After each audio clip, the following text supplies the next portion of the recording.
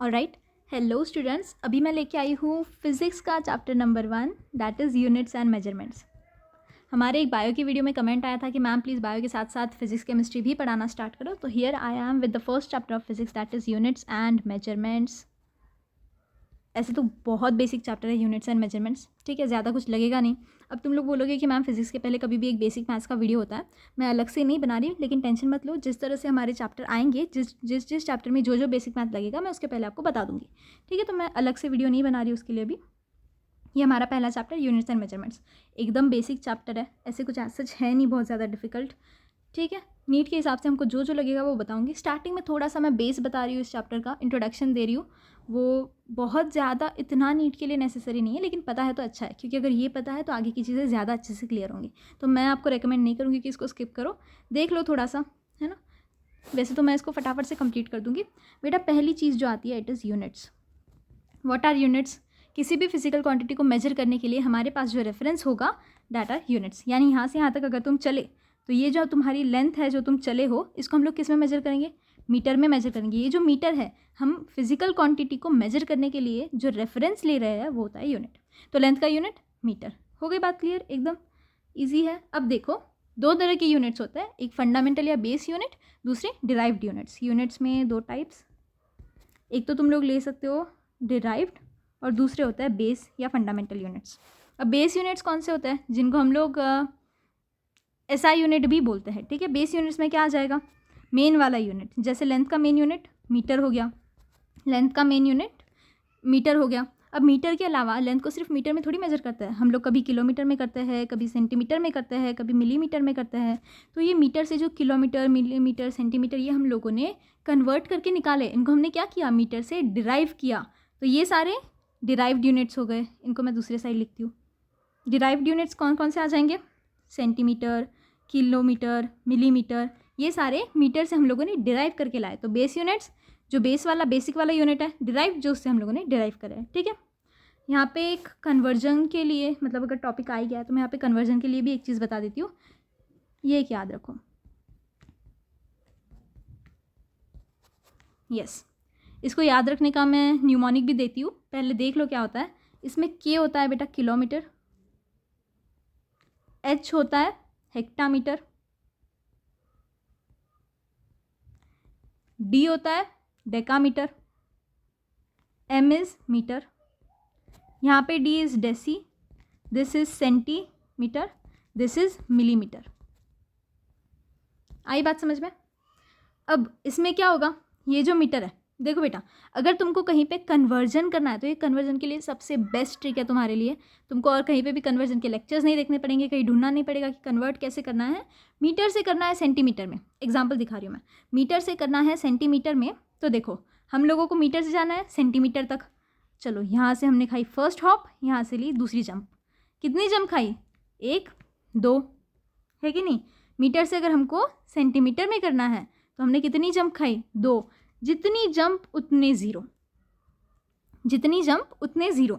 अगर मेरे पास है 1 मीटर बेटा, तो कितनी जंप लगी? 2, यानी 1 लिख दो और 2 ज़ीरो लगा दो, इज इक्वल्स टू 100 सेंटीमीटर। आई बात समझ में? 1 metre is equals to 100 centimetre. Okay, अब सीधी सीधी बात, इस तरफ जंप करोगे तो पॉजिटिव में लोगे, इस तरफ जंप करोगे तो नेगेटिव में लोगे। अब नेगेटिव पॉजिटिव तो नहीं होता है। अगर इस तरफ जा रहे हो, इधर साइड के जा रहे हो, तो ज़ीरो आगे के साइड में लगाना, इधर जा रहे हो तो पॉइंट के वहाँ लगाना, यानी पीछे की साइड ज़ीरो लेके पॉइंट कर देना। आई बात समझ में?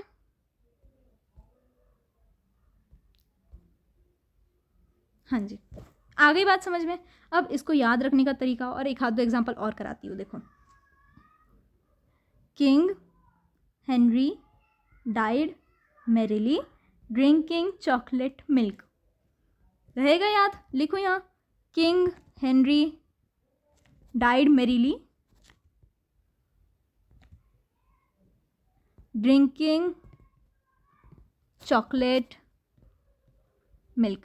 यहीं याद करो मेरे साथ, king Henry died merrily drinking chocolate milk, king Henry died merrily drinking chocolate milk. हो गया याद? हो गया याद? अभी मैं कराती हूँ इसका एक और एग्जाम्पल, ताकि थोड़ा और क्लियर हो जाए, है ना। एक और एग्जाम्पल कराती हूँ, वैसे तो समझ में आ जाएगा तुमको, लेकिन फिर भी एक एग्जाम्पल ले लेते हैं। अब हम लोग किस में करें, किलोमीटर और मीटर में करते हैं।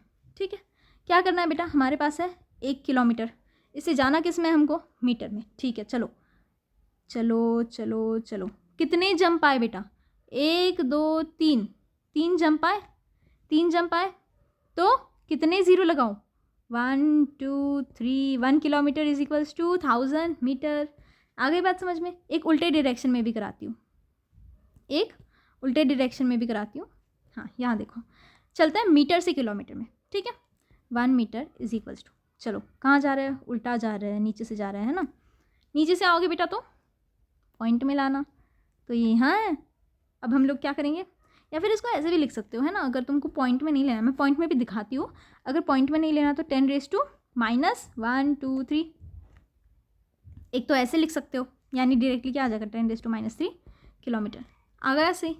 अब अगर पॉइंट में लेना है तो समझ लो आप इसमें नहीं लेना चाहते, आप पॉइंट में लेना चाहते हो, तो क्या होगा, ये 1 हमारा, इसके पीछे कितने ज़ीरो, 2 3, और ये आ गया पॉइंट। सही किया क्या मैंने, 1 ज़ीरो एक्स्ट्रा लग गया, सही किया या 1 ज़ीरो एक्स्ट्रा लग गया, एक सेकेंड ना मेरे को कैलकुलेट करने दो। हाँ, सो सॉरी, मैंने पॉइंट गलत जगह लगा दिया बेटा, 1 ज़ीरो छोड़ के पॉइंट आता है, यहाँ यहाँ बीच में पॉइंट आएगा, यानी क्या आएगा, 0.001, ये आना चाहिए, यहाँ पॉइंट आएगा, सो सॉरी। ठीक, आई बात समझ में। तो इसमें ये थोड़ा और याद रखो, एक्चुअली मैं सच कहूँ तो एक्सपोनेंशियल फॉर्म ये वाला ज़्यादा इजी होता है और इसी को ज़्यादा तो यूज़ करता है, लेकिन बस बताने के लिए, इसमें अगर तुम डेसिमल के हिसाब से चाहोगे तो एक और चीज़ याद रखनी पड़ेगी कि ज़ीरो लगाने के बाद तुमको 1 ज़ीरो छोड़ के पॉइंट देना है। ठीक रहेगा याद। वैसे तो मैं सच में अगर कहूँ तो इसी में याद रखा करो, इसमें सॉल्व करना ज़्यादा ईजी हो जाता है, इसमें कॉम्प्लिकेशंस आ जाते हैं।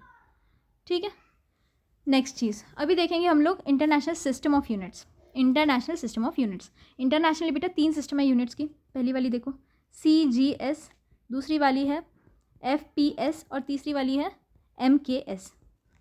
क्या है इन सिस्टम ऑफ यूनिट्स का, C is for centimetre, C is for centimetre, G is for gram and S is for seconds.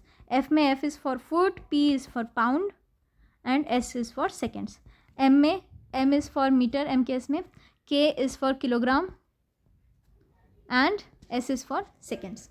ये क्या होता है, इसको थोड़ा सा समझने के लिए ऐसे देखो, FPS जो है बेटा ये ब्रिटिश सिस्टम है, तो ब्रिटिश के साथ यानी ब्रिटेन में अगर कहीं पे तुम लोग यूनिट्स को यूज़ कर रहे हो तो किस तरह यूज़ करोगे, मास को मेजर करने के लिए foot, I am so sorry, length को मेजर करने के लिए फुट, मास को मेजर करने के लिए पाउंड और टाइम को मेजर करने के लिए सेकेंड्स।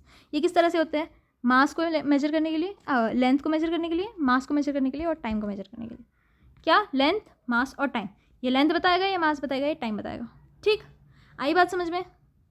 यानी CGS सिस्टम जहाँ पे फॉलो हो रहा है वहाँ पे लेंथ को सेंटीमीटर में मेजर करते हैं, मास को ग्राम में करते हैं और टी को सेकेंड्स में करते हैं। जहाँ FPS जैसे कि ब्रिटिश FPS जहाँ फॉलो हो रहा है वहाँ पे फुट में हम लोग लेंथ मेजर करेंगे, पाउंड में मास और सेकेंड्स में टाइम को, MKS में मीटर, किलोग्राम, सेकेंड्स। आई बात समझ में। ये तो बहुत ज़्यादा बेसिक था, इसमें ज़्यादा कुछ था नहीं। अब देखो सम SI बेस क्वांटिटीज़, क्या देख रहे हैं हम लोग, SI बेस क्वांटिटीज़, जो क्वांटिटीज़ हमको ओवरऑल काम में आएंगी वो वाली क्वांटिटीज़ है ये, ध्यान से देखो। पहली वाली क्या होती है, लेंथ। हम लोग क्या देखेंगे अभी, सबसे पहले क्वांटिटी देखेंगे, फिर उनका SI यूनिट और उसका सिंबल। लेंथ का SI यूनिट सबको पता है, मीटर। लिखोगे कैसे, small m, right, okay. Second SI unit, second हमारा SI base quantity, second is mass. Mass का SI यूनिट बताओ, किलोग्राम। कैसे लिखता है बेटा, kg, राइट। नेक्स्ट क्या है, टाइम। थर्ड टाइम, टाइम का SI यूनिट सेकेंड और सॉरी किस तरह से लिखा जाता है, S।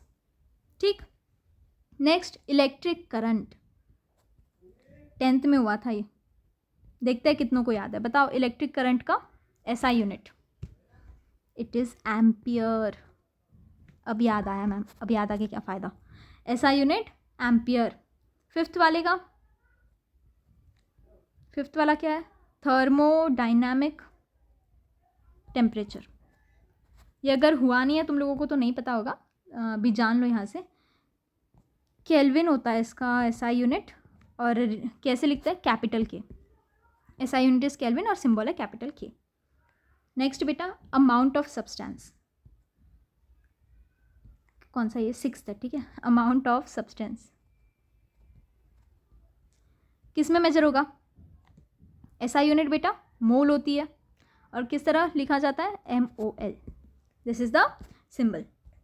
लास्ट बेटा, लास्ट यानी 7th क्या है, ल्यूमिनस इंटेंसिटी।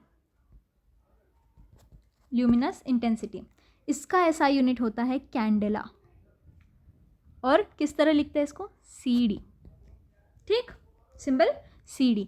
लास्ट वाला ल्यूमिनस डेंसिटी, इसका बेटा एसआई यूनिट कैंडेला और लिखते हैं CD। हो गया, आगे बात समझ में, इतना क्लियर है। अब यहाँ से बेटा एक मेजर टॉपिक स्टार्ट होता है जो है सिग्निफिकेंट फिगर्स, है ना, जैसा नाम है वैसा ही टॉपिक है, एकदम सिग्निफिकेंट टॉपिक है, ठीक है, इंपॉर्टेंट है। सिग्निफिकेंट फिगर्स क्या होते हैं, सिग्निफिकेंट फिगर्स, इस पे तुमको क्वेश्चंस मिल जाएंगे, ठीक है। यहाँ तक जो पढ़ाया वो बेसिक था, यहाँ से आगे तुमको इसमें क्वेश्चंस मिलेंगे। अच्छा, एक चीज़ सिर्फ छोटी सी इतनी देख लो, इतनी चीज़ सिर्फ देख लो, ये जो मैंने तुम लोगों को 7 बेस क्वांटिटीज़ बताई बेटा, इनके अलावा 2 और क्वांटिटीज़ होती है जो थोड़ी मेजर होती है, ठीक है। 2 और क्वांटिटीज़ होती है, कौन कौन सी मैम, एक होता है बेटा प्लेन एंगल, और दूसरी होती है सॉलिड एंगल। तुमको ज़्यादा इनके बारे में कुछ लर्न करना है नहीं, इतना याद रखो बेटा कि प्लेन एंगल और सॉलिड एंगल के कोई भी डायमेंशंस नहीं होते, these are dimensionless, these are dimensionless. ये मैं तुमको डायमेंशंस में आगे फिर से पढ़ाऊंगी, लेकिन इतना याद रखो कि 2 और क्वांटिटीज़ होती है, plane angle and solid angle, these are dimensionless. इनका फॉर्मूला देखना है तुम लोगों को, मतलब NCERT में गिवन है, देख लो। वैसे तो कभी इस पर क्वेश्चन नहीं आया, ये आ रखा है डायमेंशन वाला PYQ है, लेकिन फॉर्मूले पे कभी क्वेश्चन नहीं आया, तो लिख लो सिर्फ this d theta is for plane angle, ये प्लेन एंगल वाला है, और सॉलिड के लिए फॉर्मूला ऐसा होता है, d हमारा solid angle is equals to DA/r²। इसमें पढ़ाने जैसा कुछ नहीं है, इस पर तुमको कोई न्यूमेरिकल्स वगैरह कुछ भी नहीं आने वाले, बस याद रख लो, थोड़ा सा याद रख लो, और इतना मेजरली याद रखो कि प्लेन एंगल और सॉलिड एंगल के डायमेंशंस नहीं होते। यहाँ से बेटा मेजर टॉपिक जहाँ से क्वेश्चंस आते हैं दैट इज सिग्निफिकेंट फिगर्स, है ना, जो मैंने अभी आपको बताया, सिग्निफिकेंट टॉपिक, सिग्निफिकेंट फिगर्स, ठीक है। What are significant figures,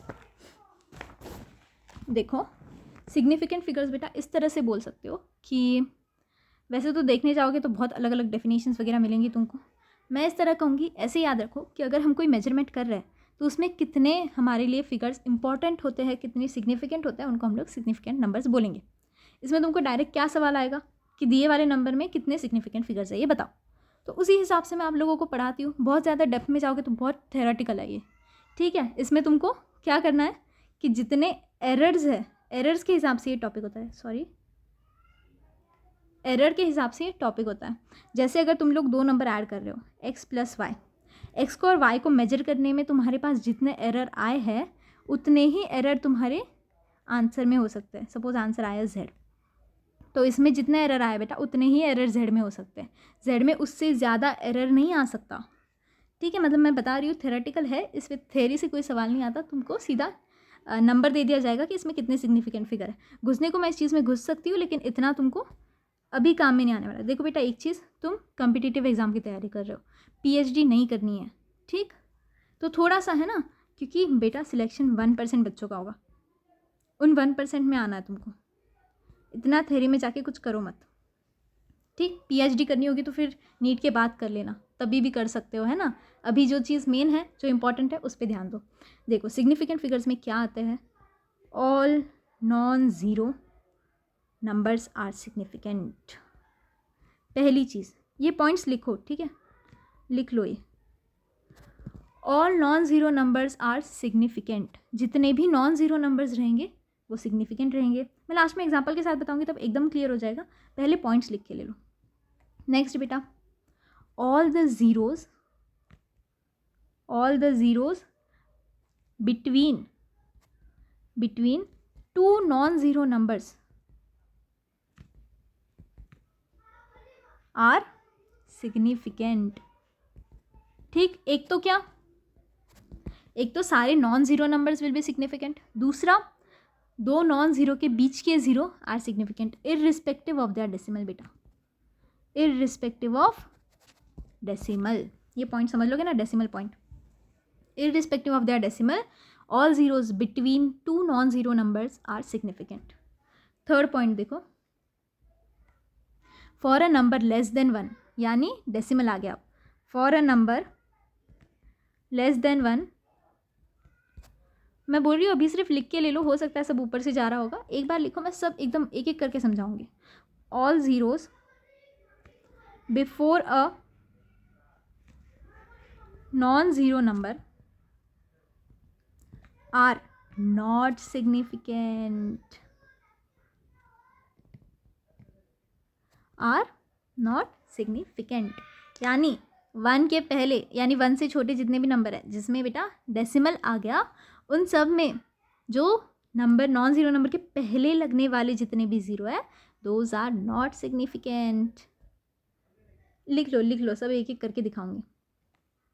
the terminal और trailing zeros in a number without a decimal point are not significant. The trailing zeros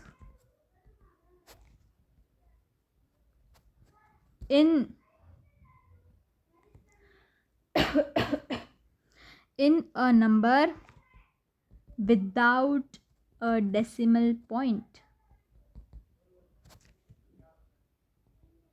are not significant। क्या समझ में आया? थोड़ा थोड़ा कुछ तो समझ रहे होंगे ना बच्चों? ठीक है, एक बार लिख लो। The trailing zeros with a decimal point are significant। ठीक, देखो अभी एक एक करके सब देखो, ये लिख लिए, पॉइंट्स समझ में आ गए। देखो बेटा, पहली चीज़, जितने भी नॉन ज़ीरो नंबर होंगे वो सारे सिग्निफिकेंट होंगे। अगर मेरे पास एक नंबर है 1324, ठीक, 1324, इसमें ये सब नॉन ज़ीरो है, इसमें कहीं पे ज़ीरो दिख रहा है तुमको? नहीं। ये सारे जब नॉन ज़ीरो नंबर है तो ये इसमें कितने हैं? 4 सिग्निफिकेंट नंबर्स है, 4 सिग्निफिकेंट नंबर्स है। आई बात समझ में? जितने भी नॉन ज़ीरो नंबर रहेंगे वो सिग्निफिकेंट रहेंगे। यहाँ कहीं ज़ीरो नहीं है तो 1 2 3 4, जितने नॉन ज़ीरो नंबर उतने सिग्निफिकेंट नंबर। इतना समझ में आया? अब all the zeros between two non zero numbers are significant. इनके बीच ज़ीरो डाल के देख लो, 1 0 0 2 3 4, ऐसे ले लो। अब यहाँ दो नॉन ज़ीरो नंबर देख रहे हो, इनके बीच में जब ये ज़ीरो आए तो इनको भी हम लोग सिग्निफिकेंट पकड़ेंगे। कितने हो गए अब? 1 2 3 4 5 6, 6 सिग्निफिकेंट नंबर हो गए। ठीक, आ रही है बात समझ में? पहले तो सारे नॉन ज़ीरो नंबर्स सिग्निफिकेंट, दूसरा अगर दो नॉन ज़ीरो के बीच में ज़ीरो आ रहा है तो उनको भी सिग्निफिकेंट में पकड़ेंगे। अब अगर कोई नंबर 1 से छोटा है, यानी ऐसे 0.05 अगर है हमारे पास, है ना, तो इसमें all the zeros before a non zero number are not significant. अब ये ज़ीरोज़ सिग्निफिकेंट नहीं है। इसमें कितने सिग्निफिकेंट फिगर्स आ गए? अब एक ही है बेटा, ये जो नॉन ज़ीरो नंबर है, एक ही सिग्निफिकेंट फिगर है। क्लियर? आई बात समझ में? एक और एग्जांपल दूँ इस चीज़ का, देखो, अगर ले लो 0.00222803, इसमें बताओ सिग्निफिकेंट नंबर्स। थोड़ा ट्रिकी हो गया है ना, मामूली सा। इसमें देखो, ये जो पहले की ज़ीरो है बेटा, ये सिग्निफिकेंट नहीं है, लेकिन ये वाला ज़ीरो ये दो नॉन ज़ीरो नंबर्स के बीच में आ रहा है, 8 और 3 के बीच में आ रहा है, तो इसको सिग्निफिकेंट में पकड़ेंगे। कितने हो गए? 4 सिग्निफिकेंट नंबर्स हो गए। ये भी आ गया समझ में? अब अगर बेटा डेसिमल पॉइंट नहीं आ रहा बीच में, तो सारे के सारे सामने लगने पीछे लगने वाले zero are not significant figures. ये देखो 1 3 2 0 0 अगर है तो ये दो ज़ीरो सिग्निफिकेंट नहीं माने जाएंगे, ये दो ज़ीरो सिग्निफिकेंट नहीं माने जाएंगे। आई बात समझ में? आई बात समझ में? लेकिन बेटा, तो अब तुम बोलोगे कि मैम ऐसे ही क्यों नहीं सीधा सीधा बोल देते कि सामने लगो पीछे लगो ज़ीरो मैटर नहीं करता, सिर्फ बीच में लगे तो मैटर करता है? क्योंकि ये चीज़ नहीं है ना, क्योंकि अगर डेसिमल पॉइंट आ गया तो पीछे लगने वाले ज़ीरो मैटर करने लगेंगे। जैसे अगर ये नंबर है, अगर ये नंबर है तो डेसिमल पॉइंट आ गया, तो ये पीछे वाले जीरोस मैटर करते हैं। अब ये सिग्निफिकेंट है, इसमें 4 सिग्निफिकेंट नंबर्स हो गए। आई बात समझ में? फिर से देखो बेटा, पहली चीज़ सारे नॉन ज़ीरो सिग्निफिकेंट। अब दो नॉन ज़ीरो के बीच आने वाले सिग्निफिकेंट। अगर 1 से छोटा है तो सामने लगने वाले ज़ीरो नॉट सिग्निफिकेंट। देखो बेटा, एक और बारी देखो, सारे नॉन ज़ीरो समझ में आ गया, दो नॉन ज़ीरो के बीच वाले समझ आ गया। अब देखो, अगर है ऐसा है तो अब डेसिमल पॉइंट वाली सारी केस देख लो। डेसिमल पॉइंट अगर आ रहा है बेटा तो पीछे लगने वाले नॉट सिग्निफिकेंट, लेकिन आगे लगने वाले आर सिग्निफिकेंट। आ गई बात समझ में? और अगर डेसिमल नहीं है तो यहाँ कितने भी लगाते जाओ ये सारे सिग्निफिकेंट नहीं होने वाले। ठीक, इसमें कितने हो गए? इसमें 3 ही सिग्निफिकेंट फिगर्स है। आ गई बात समझ में? यहाँ पे थोड़े से क्वेश्चंस ले ले सिग्निफिकेंट फिगर्स पे, क्योंकि इसमें क्वेश्चंस नीट में डायरेक्ट आते हैं बेटा। यहाँ पे लो 0.06400, सेकेंड ले लो 3240 और थर्ड ले लो 2202। ठीक, एक और देती हूँ मैं, इतने लो, फिर एक लास्ट दूंगी। इसमें देखो, चलो इसमें गिनते हैं। पीछे लगने वाले ज़ीरो डेसिमल है, पीछे लगने वाले मैटर करेंगे, सामने लगने वाले नहीं करेंगे। तो ये 1 2 3 4 सिग्निफिकेंट फिगर्स हो गए। नेक्स्ट वाला देखो, अगर बेटा डेसिमल नहीं है तो पीछे लगने वाला मैटर करेगा नहीं करेगा? कितने? 1 2 3 सिग्निफिकेंट फिगर्स। आ गई बात समझ में? इस वाले में देखो, दो नॉन ज़ीरो के बीच वाला ज़ीरो मैटर करता है, 1 2 3 4 सिग्निफिकेंट फिगर्स। ठीक, एक लास्ट ऐसे देख लो, एक लास्ट क्या लूँ 0.02304 ले लूँ। इसमें बताओ, ये वाले मैटर नहीं करने वाले, ये वाला करेगा बेटा? 1 2 3 4, क्योंकि दो नॉन ज़ीरो के बीच है, 4 सिग्निफिकेंट नंबर्स। ठीक, आई बात समझ में? अब तुम बोलोगे मैम कितना कॉम्प्लिकेटेड कंसेप्ट है कि नहीं? तो इसलिए बेटा हम लोग सिग्निफिकेंट फिगर्स ज़्यादा यूज़ नहीं करते, हम यूज़ करते हैं साइंटिफिक नोटेशन। हम ज़्यादा तो यूज़ करते हैं साइंटिफिक नोटेशन। देखो बेटा, अगर सवाल आएगा कि सिग्निफिकेंट फिगर्स बताना है, तुम बता पाओगे। अब ये देखो कि साइंटिफिक नोटेशन क्या होता है। साइंटिफिक नोटेशन सिंपल लैंग्वेज में जो तुम एक्सपोनेंट सीखने थे वो होता है। एक्सपोनेंट सीख रखे हैं सबने 10th में। किस तरह से लिखने का फॉर्मेट है? a × 10⁻⁵ ये हो गया इसका फॉर्मेट, है ना। एग्जाम्पल के लिए बेटा, एग्जाम्पल के लिए 2 × 10⁻³ हम लोग इस तरह लिखते हैं। तो इसमें जो ये एक्सपोनेंट वाली चीज़ होती है, ये सब सिग्निफिकेंट में पकड़े नहीं जाते। यहाँ जो भी लिखा है उसको हम लोग सिग्निफिकेंट में पकड़ लेंगे। आ गई बात समझ में? ठीक है, ये चीज़ इजी कर देती है हमारे कंसेप्ट को। ये हो गया। अब नेक्स्ट चीज़ क्या है? सिग्निफिकेंट फिगर सिर्फ इतना ही नहीं है कि हमने पता कर लिया कि कितने होते हैं। सिग्निफिकेंट फिगर्स के अरिथमेटिक ऑपरेशंस भी होते हैं, plus minus multiplication and division भी किया जाता है सिग्निफिकेंट फिगर्स का। अब एक बार वो देख लो, हाँ एक बार वो देख लो क्या आएगा। पहले सीखते हैं हम लोग एडिशन एंड सब्ट्रैक्शन। पहले क्या सीखते हैं? Addition and subtraction. Addition subtraction में देखो क्या होगा। सबसे पहली स्टेप बेटा एज यूजुअल ऐड कर लो। और दूसरी स्टेप रिजल्ट में उतने डेसिमल लगाओ जितने ओरिजिनल नंबर में लीस्ट डेसिमल प्लेसेस है। कुछ पल्ले नहीं पड़ा, मैं बताऊंगी। देखो पहले सुन लो, रिजल्ट में कितने डेसिमल होने चाहिए? जितने लीस्ट ओरिजिनल नंबर में डेसिमल है, लीस्ट ओरिजिनल नंबर डेसिमल होने चाहिए। देखो हम लोग करेंगे एज यूजुअल ऐड और सब्ट्रैक्ट, जो भी रहेगा ठीक, मैटर नहीं करता। एडिशन सब्ट्रैक्शन का एक जैसा है, मल्टीप्लिकेशन डिवीजन का एक जैसा है। आई बात समझ में? अगर ऐड और सब्ट्रैक्ट करना है तो पहले तो एज यूजुअल ऐड सब्ट्रैक्ट कर लो, रिजल्ट में लीस्ट ओरिजिनल नंबर जितने डेसिमल रहने चाहिए। एग्जाम्पल के साथ सब क्लियर हो जाएगा। देखो एग्जाम्पल के लिए ले लो, एग्जाम्पल के लिए एनसीईआरटी का लो। कहाँ गया बेटा? अच्छा ये लेते हैं, देखो दे रखा है इन्होंने 436.22 227.2 और 0.301। ठीक, इनको क्या करेंगे? ऐड करते हैं एक बार। एडिशन सीख लोगे, सब्ट्रैक्शन अपने आप आ जाएगा, कुछ अलग नहीं है। सबसे पहले क्या करो बेटा, एज़ यूजुअल कैसे ऐड करोगे इनको, एज़ यूजुअल कैसे ऐड करोगे, कर लो। मैं यहाँ कैलकुलेटर लूँ या ऐड करूँ, अच्छा कर लेते हैं चलो। 0.22 प्लस 227.20 प्लस 0.301, या दोनों तरफ 0 0। हाँ क्या आएगा ये इसका 1 10 -1 9। अच्छा प्लस करना है, सॉरी मैं सब्ट्रैक्ट करने लग गई, सो सॉरी। पता नहीं क्या हो गया आज मैम को, है ना। यहाँ आएगा 1, यहाँ आएगा 257.6 और 7।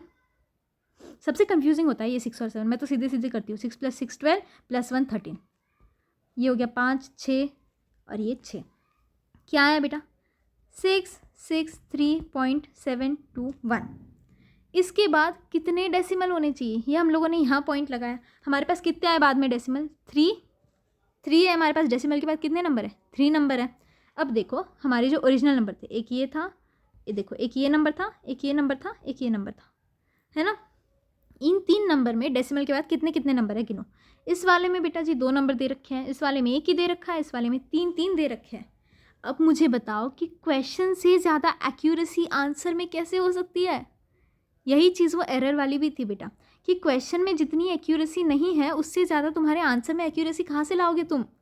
अगर इस वाले में तुमको 227 के बाद 0.2 तक ही दे रखा है, इसके आगे की एक्यूरेसी नहीं दे रखी, तो इसमें इतनी सारी एक्यूरेसी कहाँ से लेके आ गए तुम।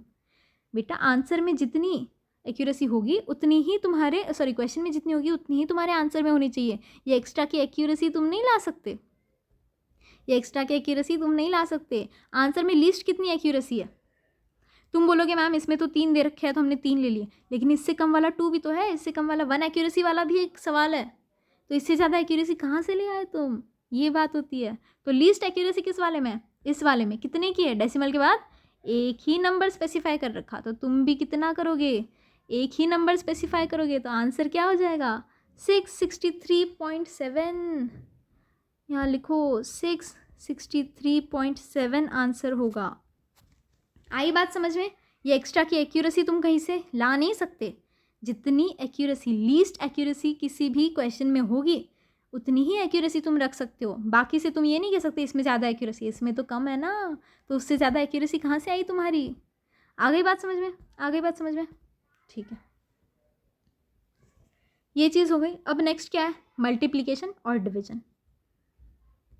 मल्टीप्लिकेशन और डिवीजन, इसमें क्या करेंगे, मल्टीप्लिकेशन डिवीजन में क्या करेंगे, मल्टीप्लिकेशन डिवीजन में क्या करेंगे। पहली चीज़, पहली स्टेप सबसे इजी होती है बेटा, मल्टीप्लाई और डिवाइड एज यूजुअल, है ना। मल्टीप्लाई और divide as usual, as usual. Second step बेटा, पहले वाले में हमने क्या देखा, लीस्ट डेसिमल नंबर, है ना। आंसर में कितने होने चाहिए, क्वेश्चन के लीस्ट डेसिमल नंबर आंसर में होने चाहिए। इस वाले में क्वेश्चन के लीस्ट सिग्निफिकेंट नंबर हमारे रिजल्ट में होने चाहिए। रिजल्ट में क्वेश्चन से लीस्ट सिग्निफिकेंट नंबर लोगे। आई बात समझ में, आई बात समझ में। देखो एग्जाम्पल से देखो, यस बेटा मैं एनसीईआरटी में वो क्वेश्चन देख रही थी, पता नहीं कहाँ चला गया था, मिल गया। एग्जाम्पल देखो, इस वाले में हम लोगों को डेंसिटी का एग्जाम्पल दे रखा है। Density is mass upon volume, तो हमको मास क्या दे रखा 4.237 अपॉन 2.51। ये क्या करना है, इसमें हमको डिवीजन करना है। डिवीजन का आंसर क्या आएगा बेटा, इसको डिवाइड करो, मैंने कैलकुलेटर पे किया है, ठीक है। इसका आंसर आएगा 1.6884। इससे भी आगे चलता है, इतना लिखती हूँ मैं। अब बेटा मुझे बताओ इस वाले आंसर में कितने कितने सिग्निफिकेंट नंबर है। ऊपर वाले में 1 2 3 4, ऊपर वाले में मैम 4, नीचे वाले में 1 2 3 3। क्वेश्चन में कितने हैं, 1 2 3 4 5 6, ये तो बीच में वाला 0 भी गिनोगे, 6 सिग्निफिकेंट नंबर्स। जितने इसमें नहीं है, जितने इसमें नहीं है, तो तुम एक्स्ट्रा के लाए कहाँ से, एक्स्ट्रा के लेके कहाँ से आए। लिस्ट कितना है इसमें, 3 है बेटा, तो तुम्हारे वाले आंसर में भी तुम 3 सिग्निफिकेंट नंबर्स ही रख सकते हो, ये एक्स्ट्रा की एक्यूरेसी नहीं ला सकते। आई ना ये बात समझ में, आई ना एक्यूरेसी वाली, ये एक्स्ट्रा के तुम लोग नहीं ला सकते, है ना। मतलब जितना करेक्ट क्वेश्चन नहीं है उससे ज़्यादा करेक्ट तुम्हारा आंसर आ रहा है, जितने प्रॉपर क्वेश्चंस के कैलकुलेशंस नहीं हुए उससे ज़्यादा करेक्ट तुम्हारे आंसर के कैलकुलेशंस कैसे हो सकते हैं? नहीं हो सकते, है ना? तो इसीलिए इसमें कितने ले सकते हैं हम लोग, लीस्ट कितने हैं 3, तो इसमें 3 सिग्निफिकेंट नंबर के ऊपर नहीं रख सकते। ये पहला, ये दूसरा, ये तीसरा। आंसर क्या होएगा? 1.69 हो जाता है, 8 नहीं रहता, 9 होएगा। कैसे होगा मैम? राउंडिंग ऑफ का कंसेप्ट है। नेक्स्ट वही है, समझ में आ जाएगा अभी। नेक्स्ट कंसेप्ट क्या है? Rounding off the uncertain digits. यानी अब जो हमारे लिए नेसेसरी नहीं बचे, वो जो 168 के आगे के जो डिजिट्स थे, इनको राउंड ऑफ कैसे करें? 1.68 आना चाहिए था, ये 8 बेटा राउंड ऑफ हो गया, 9 हो गया। कैसे करना है राउंड ऑफ? कैसे करना है मैम राउंड ऑफ? बताएंगे बेटा, बताएंगे, है ना? अभी राउंड ऑफ ही सीखने वाले हैं हम लोग। चलो करो start. Next concept, rounding off uncertain digits. Rounding off uncertain digits. लो, हेडिंग लिखने में ही पेज भर दिया मैंने, पढ़ाऊँ कहाँ, है ना? डिलीट करती हूँ मैं इसको। याद रखो क्या पढ़ रहे हो, ठीक है? राउंडिंग ऑफ अनसर्टेन डिजिट्स पढ़ रहे हो।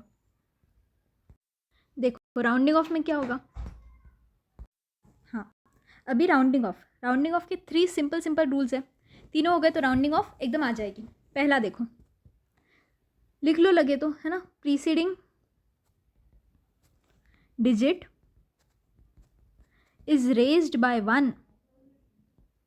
एक बार लिखो फिर समझाती हूँ, है ना? पहले क्या करना है, नोट्स बना लेना है, फिर समझना है, ठीक? Is raised by 1 if insignificant. बेटा मेरी हैंडराइटिंग, अरे यार पूरा गया बेटा, मेरी हैंडराइटिंग मत माइंड करना, ठीक है? पहले से ही ऐसे, ऊपर से ये स्टाइलस मैंने नया लाया है तो इसको इतने अच्छे से चलाना मुझे आता नहीं। धीरे धीरे हो जाएगा, ठीक है? आप लोग सपोर्ट करना। फिर भी कमेंट ये मत लिख देना मैम हैंडराइटिंग बहुत गंदी है। देखो बेटा जी, ये पूरा ही रूल चला गया यार। प्रीसीडिंग डिजिट, जल्दी जल्दी लिखती हूँ थोड़ा सा, इतना ही, ठीक है? आगे फिर धीरे धीरे आराम से अच्छी हैंडराइटिंग में लिखूंगी। इज रेज्ड बाय 1, ऐसे कुछ हो जाता है ना तो मुझे गुस्सा आ जाता है यार। Insignificant digit to be dropped, बैठेगा कि नहीं, छोटा छोटा लिखना पड़ेगा। इज मोर देन 5, बैठ गया। Preceding digit is raised by 1 if insignificant digit is to be dropped is more than 5। यही हमारे इस वाले केस में हुआ, जो अभी डेंसिटी वाली केस देखी ना बेटा जी, इसमें यही चीज़ हुई थी। कैसे मैम? बता दो एक बारी, बता दो बेटा एक बारी। आंसर क्या आया था? 1.6, क्या था आगे? 1.6880 कुछ तो था, ठीक है? इसके आगे मैटर नहीं करता बेटा। हमको कितने चाहिए थे? 3 सिग्निफिकेंट नंबर। कहाँ तक होते थे 3 सिग्निफिकेंट नंबर? ये। यानी बेटा ड्रॉप ये वाले से करना है। ड्रॉप किस वाले से करना है?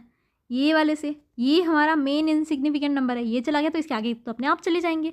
तो इसको निकालने के लिए बेटा जी हमको क्या करना है?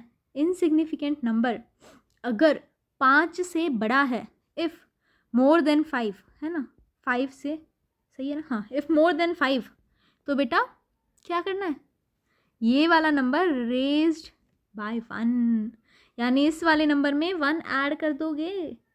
ये तो तुम नॉर्मल राउंडिंग ऑफ में भी करते हो, है ना बेटा जी? अगर तुमको 49 मार्क्स आए तो 50 बता देते हो कि नहीं, है ना? बता देते हो। अगर तुम लोगों को 89% आया है, घर पे क्या बोलोगे? 90% आया मम्मा। 1 से इतना तो तुम लोग भी करते हो, है कि नहीं?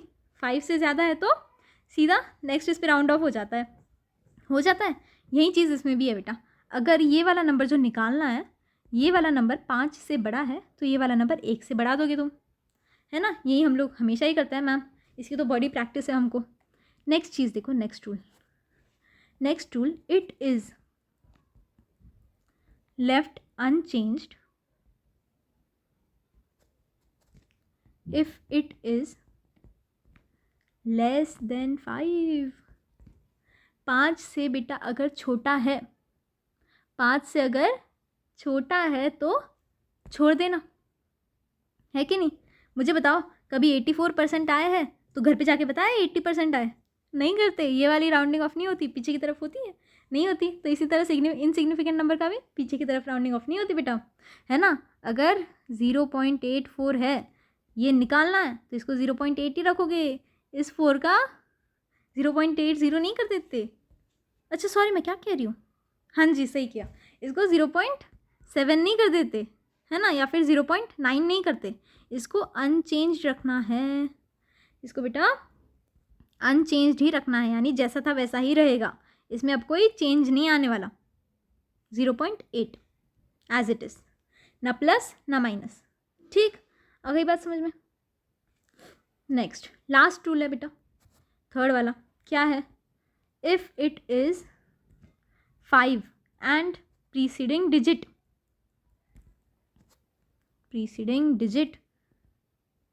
Is even, it is left unchanged. इतना नहीं लिखती मैं, है ना, फिर जगह ख़त्म हो जाती है हमारी। अरे हाँ, अगर इवन है बेटा तो अनचेंज्ड, और अगर ऑड है तो +1 कर दोगे। तुम लोग बोलोगे मैम ये तो बड़ा अन्याय हो रखा है, यहाँ पे ऑड इवन में डिस्क्रिमिनेशन चल रहा है मैम।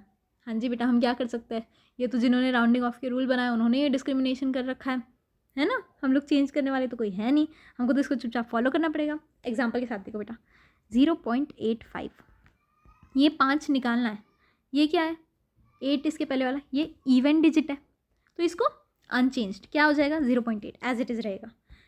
यहीं पे बेटा जी अगर 0.75 था तो ये तो ऑड है ना, तो इसको रेज बाय 1 कर दो, 0.8 हो जाएगा। आई बात समझ में। तो जिन्होंने ये रूल्स बनाए उनको इवन वाले नंबर बड़े पसंद थे बेटा, उन्होंने इवन वाले नंबर बड़े पसंद किए। हमको लास्ट में इवन नंबर मिलना चाहिए अगर 5 है तो, है कि नहीं, हमको अगर 5 आ गया तो इवन नंबर लास्ट में ऑब्टेन होना चाहिए, या तो अब इसको +1 करके ऑब्टेन कर दो, और अगर इवन है तो इसको बदलो ही मत, क्योंकि राउंडिंग ऑफ वाले को इवन नंबर अच्छे लगते थे, है ना। अब इसके बाद क्या होता है बेटा, इसके बाद एरर एनालिसिस स्टार्ट होगा। इसके बाद एरर एनालिसिस स्टार्ट होगा जिसमें absolute error, true value, absolute mean, absolute value, percentage error वगैरह चालू होंगे।